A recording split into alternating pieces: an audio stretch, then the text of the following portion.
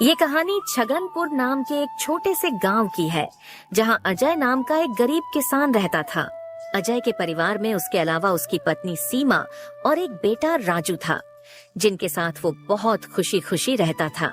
अजय के पास गांव में अपनी एक जमीन थी, जहां पर खेती कर वो अपने घर का पालन पोषण करता था। परंतु अब उसकी वो जमीन पहले की तरह उपजाऊ नहीं रही थी। धीरे धीरे उसकी जमीन से फसल की पैदावार भी कम होने लगी थी।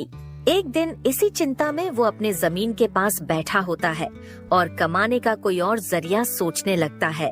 दिन प्रतिदिन मेरे इस जमीन से उगने वाली फसल कम होते जा रही है। लगता है मुझे अब कोई दूसरी जमीन लेकर काम करना होगा, या तो कोई और जरिया ढूंढना होगा कमाने का। पर अब मैं इस जमीन के भरोसे नहीं रह सकता हूँ। चलो एक बार चल के सीमा से राय लेकर देखता हूँ वो क्या कहती है इस बारे में। अजय तुरंत खेत से अपने घर की तरफ चल पड़ता है। घर पहुंचकर वो सबसे पहले अपनी पत्नी सीमा को आवाज लगाता है। सीमा जरा यहाँ आना, तो तुमसे एक जरूरी बात करनी है। अजय की आवाज सुनकर सीमा वहाँ आ जाती है। बोलिए, आपने मुझे बुलाया क्या? हाँ सीमा, मुझे तुमसे एक जरूरी विषय पर बात करनी है और तुम्हारी राय जाननी है। हाँ बोलिए, क्या बात है? सीमा, तुम तो जानती हो हमारी जमीन अब पहले की तरह इतनी उपजाऊ नहीं रही है, और अगर मैं ज्यादा खाद वगैरह डालने की कोशिश करूंगा तो कहीं उसकी मिट्टी और खराब ना हो जाए। इसलिए सोच रहा हूँ कि कुछ समय के लिए उस जमीन पर खेती करना छोड़ दूं। हर साल थोड़ी थोड़ी खाद उसमें डालता रहूंगा, जिससे कुछ सालों बाद वो पहले की तरह उपजाऊ हो जाएगी। फिर उसमें खेती करना शुरू कर दूंगा। हाँ, ये ठीक रहेगा। इससे आपकी जमीन भी सही रहेगी और उसमें उगने वाली फसल भी। हाँ, पर तब तक मैं क्या करूं? क्योंकि मेरे पास दूसरी तो कोई जमीन नहीं है, तो घर का खर्च चलाने और राजू के पढ़ाई के लिए कहां से पैसे जुटा पाऊंगा? आप एक काम क्यों नहीं करते, एक बार जाकर गांव के जमींदार काका से मिल लीजिए। वो तो बहुत अच्छे और नेक दिल है, वो आपकी जरूर कोई मदद करेंगे। हाँ सीमा, ये ठीक रहेगा, क्योंकि काका अगर कोई नया काम भी करने बोलेंगे तो वो उसमें भी मेरी मदद कर देंगे। ठीक है सीमा, तो मैं कल सुबह सुबह ही काका से मिलने उनके घर चला जाऊंगा। अगली सुबह अजय जमींदार से मिलने उसके घर के लिए चल पड़ता है। जमींदार के घर के बाहर पहुंचकर वो जमींदार को आवाज लगाता काका, है। क्या आप घर पर हो? अजय की आवाज सुनकर जमींदार बाहर आता है। अरे आओ अजय बेटा, बोलो क्या हुआ? कुछ काम था क्या? हाँ काका, आपकी एक मदद चाहिए थी। हाँ बोलो ना बेटा, मैं किस प्रकार तुम्हारी मदद कर सकता हूँ? अजय फटाफट से जमींदार को अपने खेत की हालत बता देता है। तो इसमें परेशान क्या होना बेटा? काका, मेरे पास एक ही जमीन है जिस पर खेती कर मैं अपने घर का खर्च चलाता हूँ, और मैंने आज तक खेती के अलावा कोई दूसरा काम भी कभी किया नहीं। तो अब यही नहीं समझ रहा है मैं क्या करूँ। बेटा, खेती के अलावा दूसरा काम क्यों करना? तुम एक काम करो, मेरे पास गांव के बाहर एक जमीन है, तुम उस पर खेती करो। काका, पर इससे तो आपका नुकसान हो जाएगा। नहीं बेटा, कोई नुकसान नहीं होगा। इसी बहाने तुम मेरी जमीन की देख रेख भी करोगे, क्योंकि अब तो मेरी उम्र भी हो गई है और मेरा बेटा भी शहर में रहता है, तो इससे तुम्हारा भी भला हो जाएगा और मेरी भी थोड़ी जिम्मेदारी कम रहेगी। ठीक है काका, अगर ऐसी बात है तो मैं कल से ही उस खेत पर काम करने चला जाऊंगा। अजय जमींदार को धन्यवाद कहकर वहाँ से अपने घर के लिए निकल जाता है।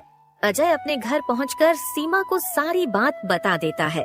ये तो बहुत अच्छा है, यानी आपकी सारी चिंता ही खत्म हो गई। हाँ सीमा, अब मैं काका के खेत पर बहुत मेहनत करूंगा और कोशिश करूंगा कि एक दो और खेत खरीद लूं, क्योंकि भविष्य में ऐसी समस्या आए तो उसके लिए हम तैयार रहें। सुबह अजय जमींदार के खेत पर काम करने निकलने वाला होता है तो सोचता है, काका की जमीन गांव के बाहर है, तो शायद शाम को आते आते देर हो जाए, इसलिए सीमा को बोलकर जाता हूँ, सीमा जरा यहाँ आना। तो अजय को बुलाता सुन सीमा वहाँ आती है। बोलिए, आपने बुलाया मुझे? हाँ सीमा, सुनो, काका का खेत गांव के बाहर है, तो मुझे शाम को घर लौटने में थोड़ी देर भी हो सकती है। तो अगर मुझे देर हो जाए तो तुम और राजू खाना खाकर सो जाना। ठीक है, पर अपना ध्यान रखना। फिर क्या था, अजय अपना खाने का डिब्बा लेकर गांव के बाहर वाली जमीन पर काम करने चल पड़ता है।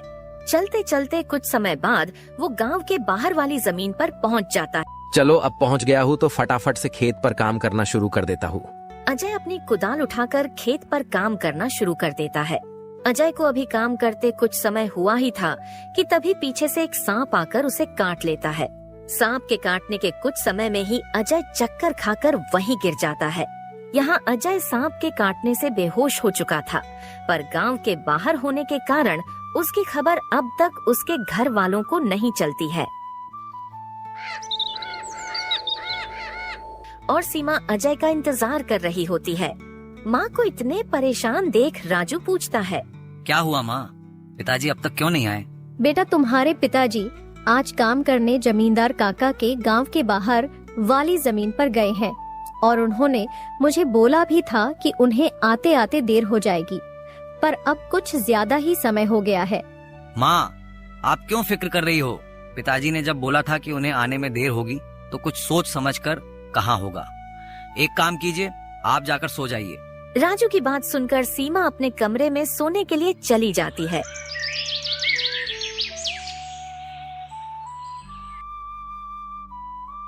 देखती है कि अजय अब तक घर नहीं आया है, तो परेशान होकर वो सीधा जमींदार से मिलने उसके घर की ओर चली जाती है। सीमा जमींदार के घर पहुंचकर उनसे अजय के बारे में पूछने लगती है। नमस्ते जमींदार काका। नमस्ते बेटी, बताओ कैसे आना हुआ? काका, अजय कल आपके गांव के बाहर वाले खेत में काम करने गए थे, पर अब तक घर नहीं आए हैं। क्या कहा बेटी? अजय कल गया था और अब तक घर नहीं आया? हाँ काका, उन्होंने मुझे कहा था कि खेत गांव के बाहर है तो आते आते रात हो जाएगी, पर अब तो रात की सुबह हो गई, पर वो अब तक नहीं आए हैं। चिंता मत करो बेटी, मुझे थोड़ा समय दो। मैं अभी किसी को भेजकर पता लगाता हूँ कि अजय कहाँ है। जमींदार तुरंत अपने घर में काम करने वाले घनश्याम को अजय को देखने अपने खेत पर भेजता है। कुछ समय के बाद घनश्याम जमींदार के खेत पर पहुंच जाता है और वहां का दृश्य देखकर वो परेशान हो जाता है। ये क्या, अजय का तो पूरा शरीर नीला पड़ चुका है। मुझे लगता है इसे किसी सांप ने काटा है। मुझे तुरंत जमींदार जी को ये बात बतानी पड़ेगी। घनश्याम वहां से भागते भागते जमींदार के घर के लिए निकल जाता है। घनश्याम जैसे ही जमींदार के घर पहुंचता है, उसके कुछ कहने से पहले ही जमींदार उससे पूछने लगता है। क्या हुआ घनश्याम बेटा, तुम इतना दौड़ते हुए क्यों आए और क्या तुम्हें अजय मिला?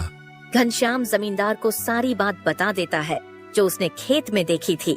घनश्याम जब जमींदार को सारी बात बता रहा होता है, तभी वहाँ पास में खड़ी सीमा भी सारी बात सुन लेती है और रोने लगती है। घनश्याम, तुम सबसे पहले वैद्य जी को लेकर वहाँ पहुँचो।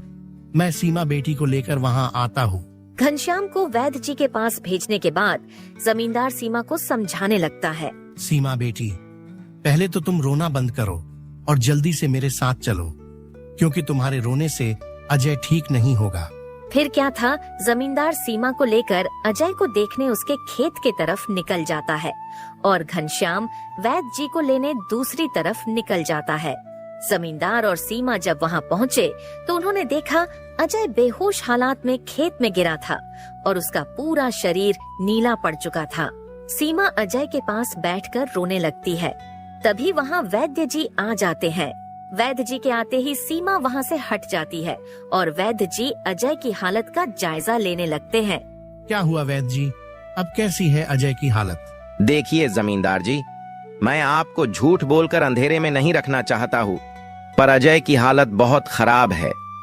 वैसे तो मैंने उसे जहर को काटने वाली औषधि दे दी है, परंतु जहर अजय के अंदर कुछ ज्यादा समय तक रह गया है, जिस कारण वो प्रगाढ़ बेहोशी के हालत में चला गया है।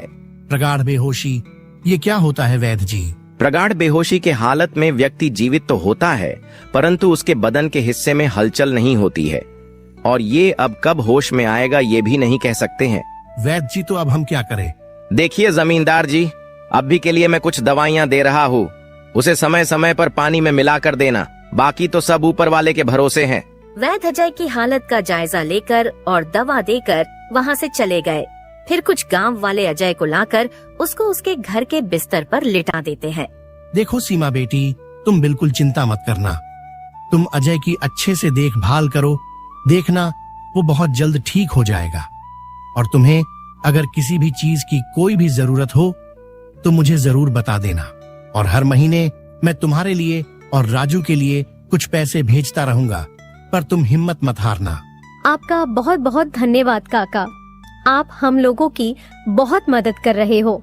जमींदार फिर वहाँ से सीमा को दिलासा देकर चले जाते हैं। जमींदार के जाने के बाद वहाँ राजू आ जाता है और अपने पिता की हालत देखकर सीमा से उसका कारण पूछने लगता है। माँ, ये पिताजी को क्या हुआ है? बेटा, तुम्हारे पिताजी को कल खेत में सांप ने काट लिया है, जिस कारण वो बेहोश हो गए हैं। माँ, तो पिताजी होश में कब आएंगे? बेटा, वैद्य जी ने कुछ दवाइयाँ दी है और उन्हें समय समय पर पिलाने कहा है। उन्होंने बोला कि उन दवाइयों से वो बहुत जल्द ठीक हो जाएंगे। पर माँ, पिताजी की ऐसी हालत है तो अब हमारे घर का खर्च कैसे चलेगा? बेटा, तुम उसकी चिंता मत करो, मैं हूँ ना, मैं सब संभाल लूंगी। नहीं माँ, आप क्या क्या करोगी? आप पिताजी का ध्यान रखोगी, आप घर संभालोगी कि घर का खर्च देखोगी? माँ, आप बस पिताजी का और घर का ध्यान रखो, मैं अब खेत पर काम करके घर का खर्च चलाऊंगा। राजू की ऐसी बातें सुन सीमा भावुक हो जाती है। नहीं बेटा, तुमको काम करने की कोई जरूरत नहीं है, मैं सब संभाल लूंगी। तुम बस अपने पढ़ाई का ध्यान रखो। तुम्हारे पिताजी का सपना है कि तुम बहुत बड़े अफसर बनो और मैं तुम्हें वो बनाकर रहूंगी, भले उसके लिए मुझे कितनी भी मेहनत क्यों ना करनी पड़े। फिर सीमा राजू को वहाँ से पढ़ने भेज देती है। मुझे अब कुछ करना ही होगा, क्योंकि मैं अब अजय का ठीक होने का इंतजार तो नहीं कर सकती हूँ। मुझे अब खुद जाकर खेती करनी होगी और हो सके तो कोई और काम भी देखना। अगली सुबह सीमा सीधे जमींदार से मिलने पहुँच जाती है। नमस्ते जमींदार काका। नमस्ते बेटी, बताओ कैसे आना हुआ और अजय की तबीयत अब कैसी है? काका, अजय की तबीयत फिलहाल तो वैसी ही है और मुझे आपकी एक मदद चाहिए थी, इसीलिए मैं आपसे मिलने चली आई। हाँ, बोलो ना बेटी, मैं तुम्हारी किस प्रकार मदद कर सकता हूँ? काका, मैं चाहती हूँ कि जो जमीन आपने अजय को दी थी काम करने के लिए, आप मुझे उस पर काम करने की इजाजत दे दी, ताकि मैं उस पर काम करके अपने घर का खर्च और राजू की पढ़ाई करा सकूं। बेटी, पर तुम्हें वहाँ काम करने की कोई जरूरत नहीं है, मैं हूँ ना। मैं तुम्हारे घर के लिए जो भी खर्च लगेगा हर महीने भेज दिया करूँगा। नहीं काका, आपने अब तक हमारी बहुत मदद की है। अब आप बस मुझे आपके खेत में काम करने की इजाजत दे दीजिए।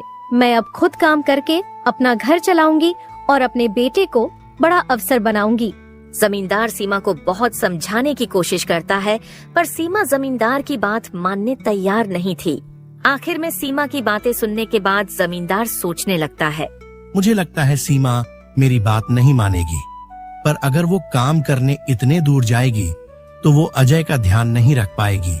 एक काम करता हूँ, मैं सीमा को मेरी गांव के अंदर वाली जमीन पर काम करने के लिए कह देता हूँ, ताकि वो खेतों पर काम भी कर सके और अपने घर का ध्यान भी रख सके। ठीक है सीमा बेटी, मैं तुम्हें अपने खेत पर काम करने की इजाजत तो दे सकता हूँ, पर तुम्हें मेरी एक बात माननी होगी। हाँ काका, बोलिए ना। बेटी, तुम्हें मेरे गांव के बाहर वाले खेत पर काम करने की कोई जरूरत नहीं है। मेरे पास तुम्हारे घर के नजदीक भी एक खेत है, तुम वहां काम कर सकती हो, ताकि तुम अपने घर का और अजय का दोनों को ख्याल रख पाओगी। काका, ये तो और भी अच्छा रहेगा, इससे तो मेरी बहुत मदद हो जाएगी। बेटी, पर एक छोटी सी समस्या है, वो खेत बाहर वाले खेत से थोड़ा छोटा है। हाँ तो कोई बात नहीं है काका, वो खेत मेरे घर से नजदीक है, वही बहुत बड़ी बात है। मैं खेत में काम करने के साथ साथ दूसरे के घर का काम भी करना शुरू कर दूंगी, ताकि उन पैसों से मैं राजू की पढ़ाई का खर्च निकाल सकूं।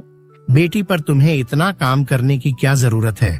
काका, मुझे काम करना ही होगा। अजय का सपना था कि राजू पढ़ लिख कर बड़ा आदमी बने। अगर मैं मेहनत नहीं करूंगी तो उसका सपना अधूरा रह जाएगा। राजू की पढ़ाई के लिए और घर चलाने के लिए मुझे हर हाल में ये जिम्मेदारी उठानी पड़ेगी। जमींदार सीमा के संकल्प और साहस से भावुक हो जाते हैं।